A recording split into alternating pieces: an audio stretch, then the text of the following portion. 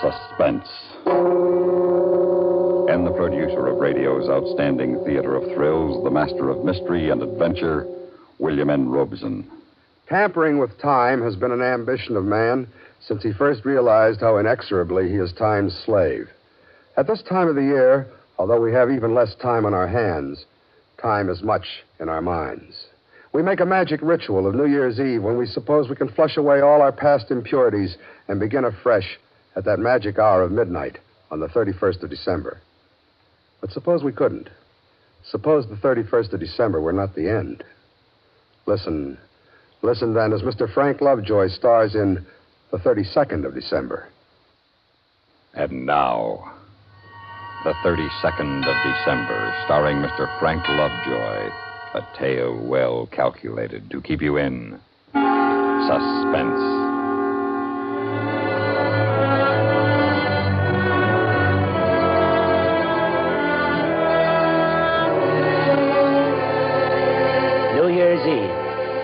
As far as I was concerned, when I got up the morning of December 31st, it could stay 1958 forever.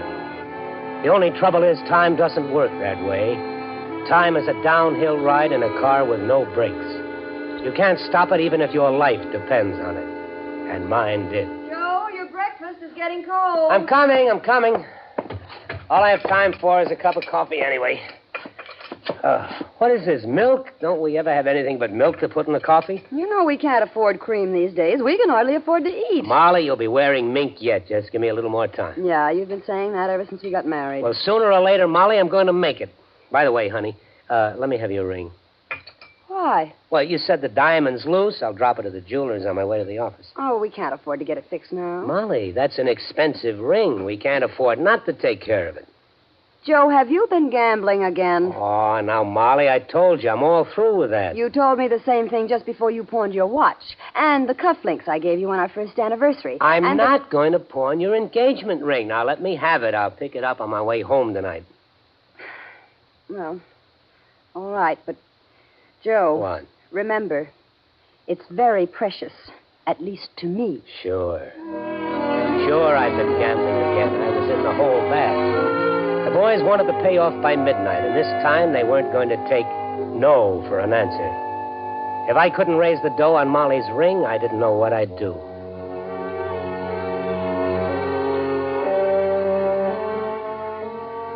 The pawn shop was like any other pawn shop, dirty and gloomy, full of junk, with clocks ticking all over the place. One thing caught my eye as soon as I came in. In the front case, a watch, curiously ornate, obviously very old. It sort of glowed in the case. I couldn't take my eyes off it. You like to look at the watch? No. No, it's very interesting, but, how much can I get on this ring? On this, I can lend you $150. $150? The guy I won it off claimed it was worth more than $1,000. $150. I can probably get $500 for it, easy. Then you would be foolish to accept my offer. That's the best you can do? $150. I'll take it. I will get the money. While I waited, I felt my eyes drawn to the antique watch again. I picked it up. It felt warm in my hand, almost as if it were alive. Its face was covered with all sorts of dials and figures. The date of the month, phase of the moon, even the signs of the zodiac. Some of the dials I couldn't read at all. They were inscribed with strange characters, like hieroglyphics or ancient Sanskrit. Suddenly, I felt I had to have that watch. 100, 20, 40, 45, 150. Can you tell me what all these dials mean? I can tell you only that this watch controls many kinds of time. The fellow who pawned it claimed it could make time pass as slowly or as rapidly as he desired. That's a pretty good trick. Mm-hmm. But only a trick. Time is different for each of us, is it not? What do you mean? To a man sitting on a hot stove, 1 second lasts forever.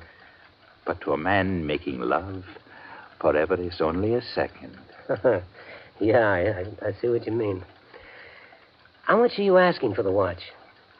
$150. Excuse me. Hello. Yes, one moment, please. Is your name Joe Adcock? Yeah, why? Yes, Mr. Adcock is here. Who is it? Who is calling? Hello? Hello? That is odd. Nobody knew I was coming here. Who was it? He did not identify himself. He just said, I would not believe him. Then he hung up. It's funny. Say, now what about the guy who pawned this watch?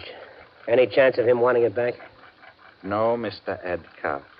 He will not return for it. He has no further use for the watch. Okay. Well, then I'll take it. I don't know why, but I've got to have it.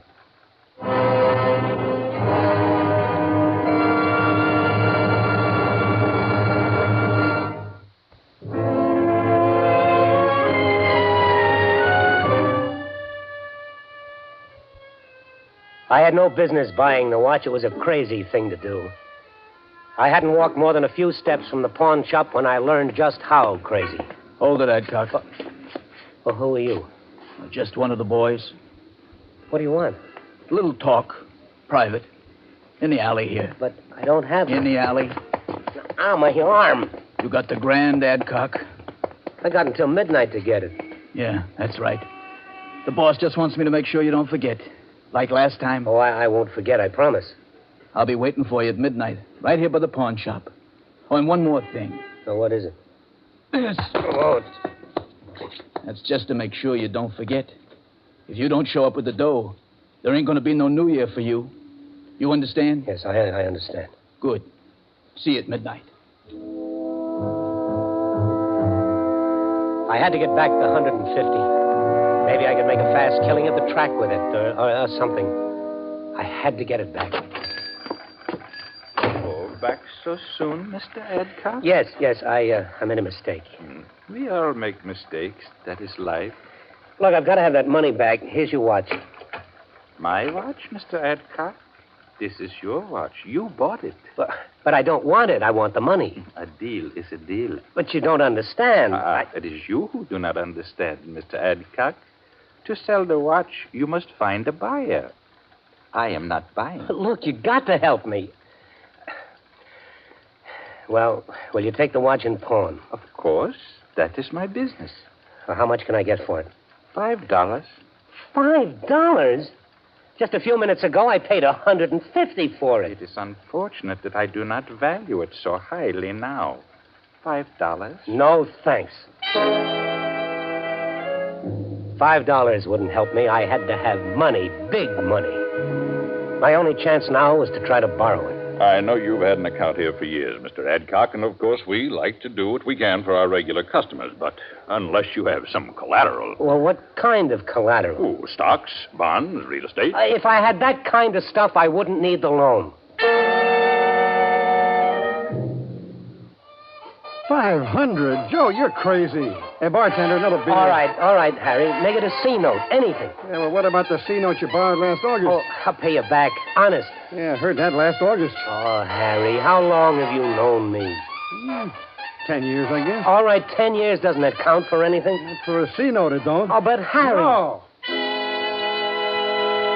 Not a dime. Not a lousy dime.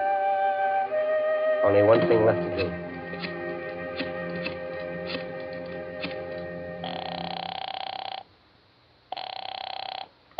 Central Flower Shop. Molly, I want you to come home right now.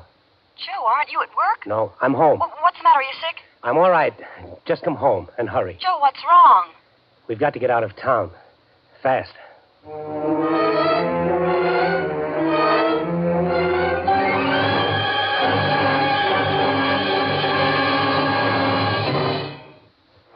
It took only a few minutes to throw everything Molly and I owned into suitcases. I kept looking at the watch, wondering when Molly was going to show up. At the tone signal, the correct time will be 2:30. 2:30? What's keeping her? Well, at least the watch is on time. I wonder when I ought to wind it. Might as well do it right now. If I can figure out which one of these knobs to use. Try this one. What the devil? Where did the sun go? It was shining a minute ago. Now it's snowing. Oh, blasted, I did get the wrong knob. I moved it back to the 28th, so now I've got... Hey, wait a minute. The 28th was Sunday, the day we had the big snowstorm. Could the watch have... Ah, it's impossible. I set it back to the 31st, and I... What the... Now the sun is shining. Did the watch change the day, or am I losing my mind? Maybe I could set it again, test it. Let me see. I was in that pawn shop just before 1 o'clock. I set the hour hand back to 12:45. There. Now we'll see.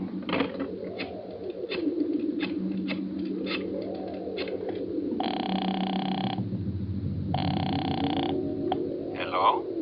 Is this the 3rd Avenue pawn shop? Yes? Is Joe Adcock there? One moment, please. Is your name Joe Adcock? Yeah, why? Yes, Mr. Adcock is here. Who is it? Who is calling? You wouldn't believe me if I told you. I could hardly believe it myself. But there was no question about it. The watch did control time.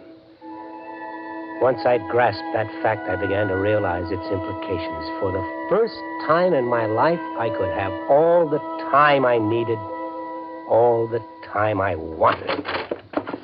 Joe. Oh, Joe, what's wrong? Not a thing, Molly, not a thing. But you said we had to leave town. Oh, did I? Well, that's all over now.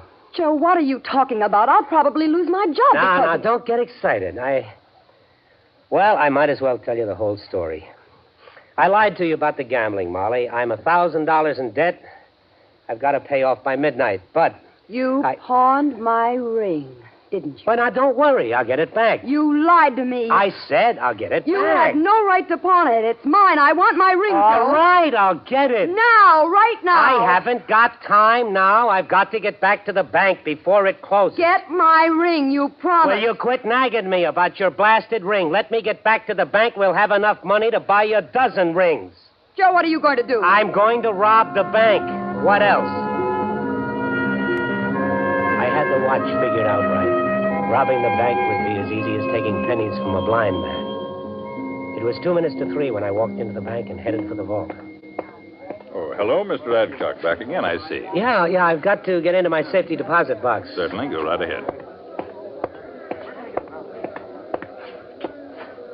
Good. Nobody else in here. Now, I just turned the watch back to Sunday, the 28th. It worked. I'm locked in the vault, and it's Sunday. Now, let's see where they keep the ready cash. There it is. Stacks of it, and all mine. Well, that's plenty for now. Enough to pay the mob and more. There's always more where this comes from. Now, reset the watch to December 31st. Perfect. The perfect crime.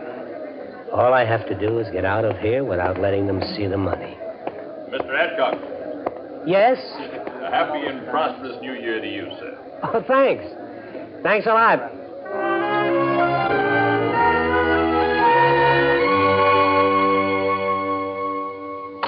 Molly! Hey, Molly. Molly, it worked. We're rich. Have you been drinking? No, not a drop. Here, look at this. Go on. Pick them up. They're real. Joe, these are $1,000 bills. Where did you get them? I robbed the bank. Oh, come on, Joe. I always told you I'd make it big someday. Well, today is the day. Now, you go out and buy yourself a dress. We're going to celebrate New Year's Eve in style. Happy New Year, Joe. Happy New Year. Yeah, come on. Let's get out of this crowd. It's almost midnight. I thought we were going to celebrate. You were going to take me to a nightclub. Yeah. But first, I got to meet a guy at midnight. Come on. Ooh.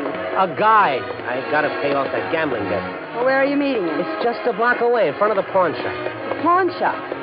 My ring. Joe, you forgot my ring. Oh, for Pete's sake. I'll get your lousy ring back. Just give me a little time. Oh, a little time. That's the story of your life, isn't it, Joe? Just give me a little time. Well, all right, I'll give you all the time you want, all the rest of your life. I'm through with you, Joe. I just can't take it anymore. Molly, don't leave me. Molly, come back. Happy New Year! Well, what happened? Molly just disappeared. The street is deserted. Molly! Hey, where is everybody? I wonder if this crazy watch had anything to do with the 32nd. It should have clicked over to January 1st.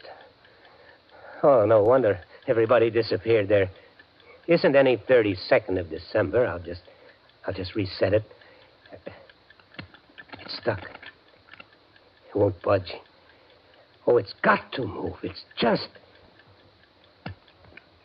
Oh, no. It can't be broken. I can't stay in the 32nd of December forever. I've got to fix it. I've got to get the back off. I've got to get it to works. There. But there's nothing inside. It's the 32nd of December. And it will always be the 32nd of December.